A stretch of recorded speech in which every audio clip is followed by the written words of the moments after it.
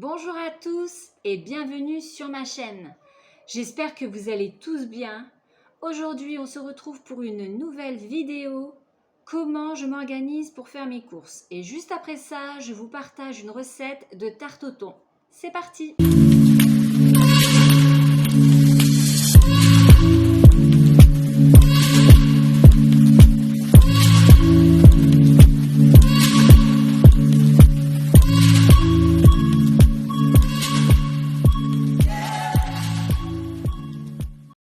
Alors, comment je m'organise pour faire mes courses? Je vous avais dit dans ma vidéo précédente, retour de courses, que je préparais un menu à la semaine pour ensuite faire mes courses. Donc voilà. Donc, avant, je ne faisais pas ça. Vraiment, je ne faisais pas ça pendant longtemps. Le jour des courses, je regardais vite fait dans mes armoires ce qu'il me fallait. J'allais au magasin. Je pense qu'on a tous notre petit parcours dans le magasin. Là où on a l'habitude d'aller. Et je prenais vraiment ce que j'avais l'habitude de prendre. Vraiment, c'était ça. Je prenais ce que j'avais l'habitude de prendre. Et arrivé à la maison, j'avais oublié plein de choses. Et surtout, je ne savais pas ce que j'allais faire à manger. Donc, j'achetais de tout que des fois, je n'avais vraiment pas besoin. Après, ce que je faisais, c'est que je faisais une liste de courses parce que je me rendais compte que j'oubliais beaucoup de choses. Mais je ne savais toujours pas ce que j'allais faire à manger. Tous les jours, c'était un casse-tête. Qu'est-ce que je vais faire à manger ce midi? Qu'est-ce que je vais faire à manger ce soir? Alors, et le pire, c'est quand on me demandait qu'est-ce qu'on mange. Déjà, moi-même, je ne savais pas. J'étais déjà en train de réfléchir. Et on me disait, mais qu'est-ce qu'on mange? Et de là, j'ai commencé à préparer des menus. Mais vraiment, avant ça, je vous dis, ça a vraiment duré longtemps où je préparais rien. Mais vraiment rien. Et donc de là, après, j'ai commencé à préparer mes menus. Donc, je vous montre comment ça se présente. Donc, c'est dans un petit carnet de chez Action. J'aurais pu très bien en acheter un, mais chez Action, vraiment, on trouve tout. On trouve tout et vraiment pour pas cher. Donc, un carnet de chez Action, un cahier, vraiment, ou si vous préférez sur une feuille, mais vraiment, ça va vous faciliter la vie, vous ne pouvez pas savoir. Peut-être certaines d'entre vous le font déjà, mais c'est vrai, vraiment, ça facilite, mais vraiment. Donc, je vous montre dans mon carnet, donc je vais vous montrer là où j'ai vraiment rien noté. Donc, je fais mes courses tous les jeudis. Tous les jeudis, je fais mes courses chez Leclerc et chez Lidl. Ce que je ne trouve pas chez Lidl, je le prends à Leclerc. Ce que je ne trouve pas chez Leclerc ou que je préfère prendre chez Lidl, je le prends à Lidl. Donc, je vous montre. Donc, c'est à partir du jeudi jusqu'au mercredi. Voilà. Donc, tous les petits M ici, c'est ce que je vais faire pour le midi. Et le S, c'est pour le soir. Donc, et ensuite, à côté, c'est ma liste de courses que je vais prendre chez Lidl et ma liste de courses que je vais prendre chez Leclerc. Donc, avant de préparer mon menu, je vais regarder un peu ce qu'il me reste dans mon garde-manger et ce qu'il me reste aussi dans mon frigo.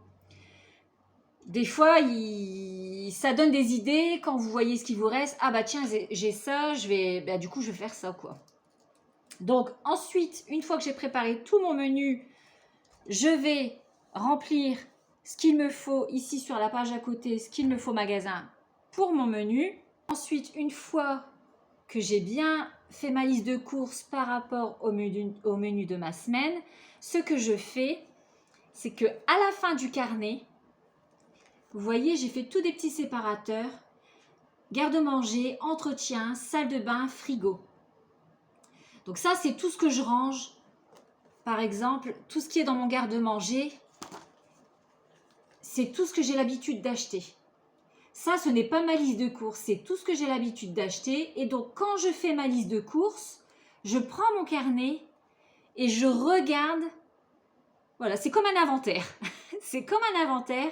Je regarde et je me dis, par exemple, du film alimentaire. C'est quelque chose qu'on n'a pas l'habitude de prendre toutes les semaines. C'est des choses qu'on achète rarement. Donc, tout de suite, si je le vois écrit, je vais penser à regarder si j'en ai. Que si je ne le note pas, c'est sûr, je vais oublier. Donc, c'est bien de faire ça. Donc, quand je fais ma liste de courses, j'espère que j'arrive à me faire comprendre. J'espère vraiment que j'arrive à me faire comprendre. N'hésitez pas à me le dire en commentaire si vous n'avez pas bien compris, je vais vous réexpliquer. Mais vraiment, quand je fais ma liste de courses, je vais aller dans mon garde-manger et je vais rester dans le garde-manger jusqu'à ce que j'ai tout regardé. Vraiment, que je n'ai rien oublié. Une fois que j'ai fini avec le garde-manger, je vais aller dans ma salle de bain et je vais regarder. Après, la salle de bain, il n'y a pas grand-chose, mais bon, autant bien faire.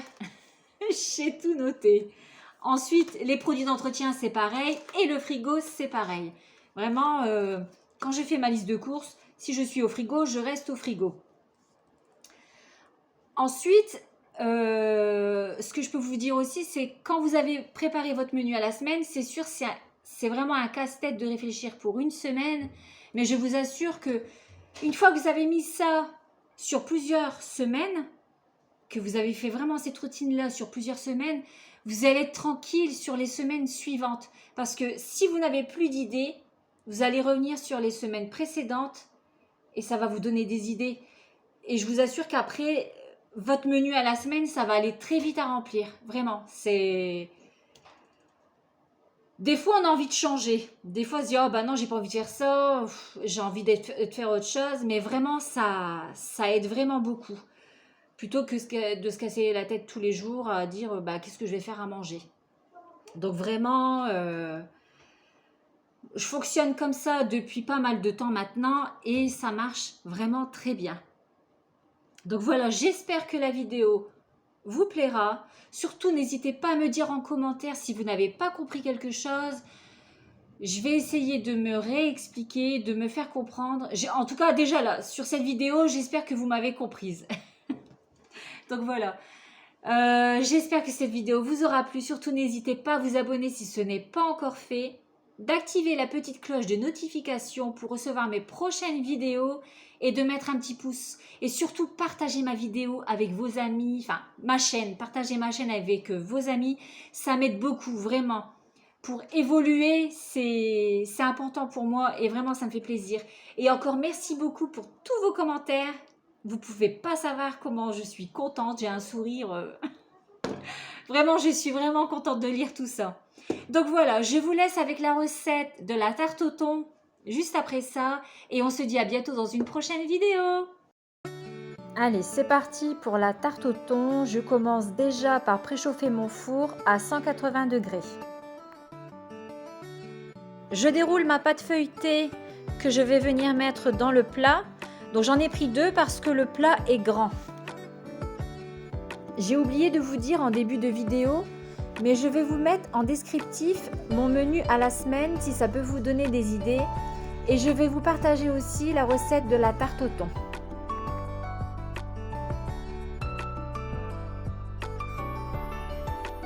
Du coup, je les superpose bien et je fais bien passer le papier cuisson en dessous de la première pâte que j'ai déjà mise.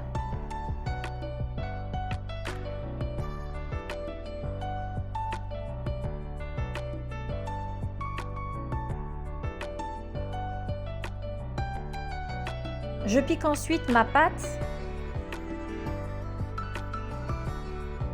Dans un saladier, je vais venir mettre 6 œufs. Alors, je double les doses parce que le plat est grand. Mais si vous avez un petit, au lieu de 6 œufs, ça sera 3.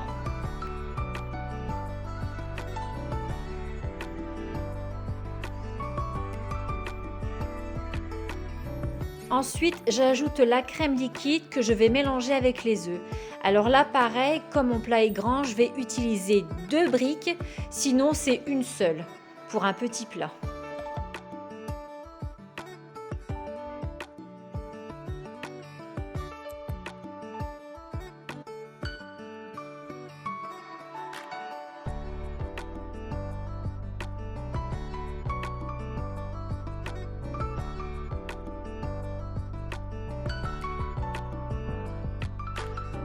J'ajoute du sel, du poivre et des herbes de Provence. Bon là je n'en ai pas mis, mais vous pouvez mettre aussi un peu de coriandre ou alors un peu de persil, c'est comme vous le souhaitez. Ensuite je vais mettre de l'ail, donc je vais prendre 2 gousses d'ail que je vais écraser et ajouter à la préparation. Après, c'est selon les goûts. Si vous préférez mettre plus d'ail, vous pouvez en mettre un peu plus.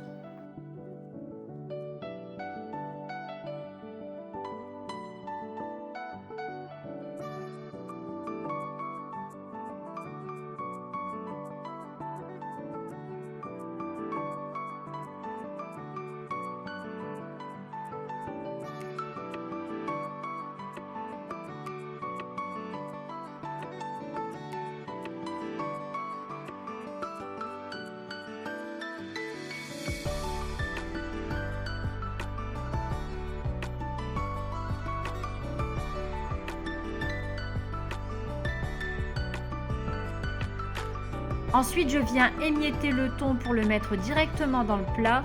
Donc là, ce qu'il y a dans l'assiette, c'était la quantité de 2 boîtes. Donc une boîte de 200 grammes. Donc les deux, ça faisait 400. Mais dans le plat, c'était vraiment pas assez bien garni. Du coup, juste après, j'en ai rajouté une troisième.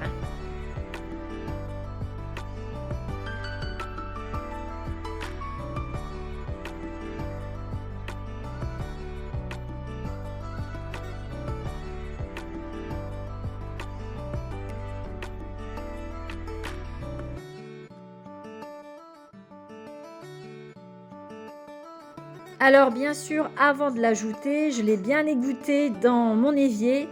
Donc quand c'est comme ça, quand j'ouvre une boîte de dernière minute, je l'ouvre, j'appuie avec le couvercle. En fait, j'écrase le thon pour vider le jus dans l'évier. Donc c'était vraiment bien égoutté. Donc je l'écrase et ensuite je rajoute au plat. Et vous allez voir que vraiment, c'est quand même plus garni.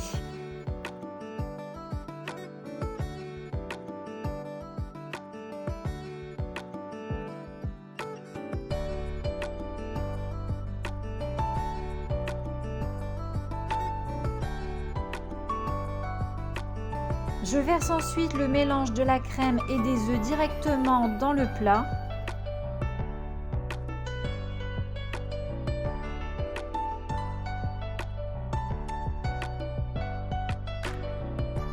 J'ajoute par-dessus du gruyère et ensuite je vais couper des rondelles de tomates que je vais déposer par-dessus le gruyère.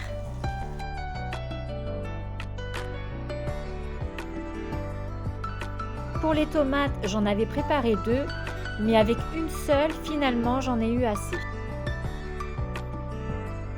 Et après tout ça, je vais mettre au four à 180 degrés pendant environ 20 à 30 minutes.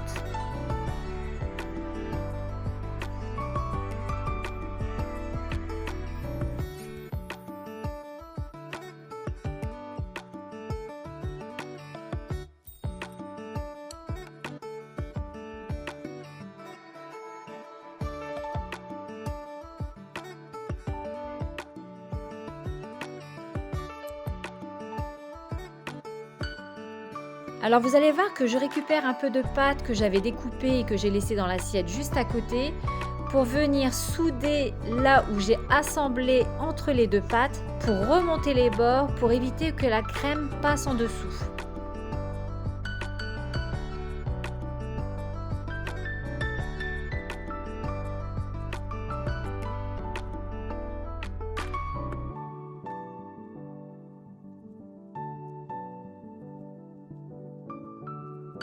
La vidéo se termine, alors c'est vraiment une recette simple et rapide à faire, mais c'est vraiment délicieux. Voilà, j'espère que cette vidéo vous aura plu. Surtout n'hésitez pas à vous abonner si ce n'est pas encore fait, d'activer la petite cloche de notification pour recevoir mes prochaines vidéos et de mettre un petit pouce. Et on se dit à bientôt dans une prochaine vidéo.